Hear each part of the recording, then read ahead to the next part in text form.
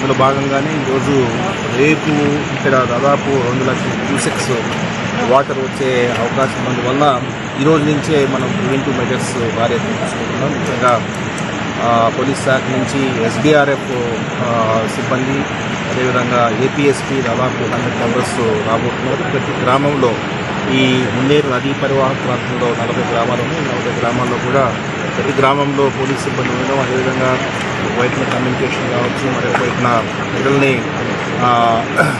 అవగాహన కల్పించే భాగంలో వెల్లర్స్ ద్వారా కొంత వారికి అవగాహన కల్పించడం, అదేవిధంగా లైటింగు, అదేవిధంగా ఇటువంటి సందర్భంలో కూడా ఈ నది వైపుకి మూమెంట్ ప్రజలు ఇటు వెళ్లకుండా, ఎందుకంటే ప్రాణం అనేది ఎటువంటి పరిస్థితుల్లో ప్రాణ నష్టం అనేది జరగకూడదు, అదేవిధంగా ఆస్తి నష్టం జరగకూడదు.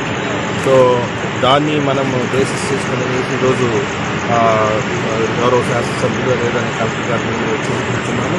సో ప్రజలందరూ కూడా పోలీస్ శాఖకు, జిల్లా యంత్రాంగానికి సహకరించి ఈ కెలామిటీ దీన్ని సమర్థవంతంగా అందరం కలిసి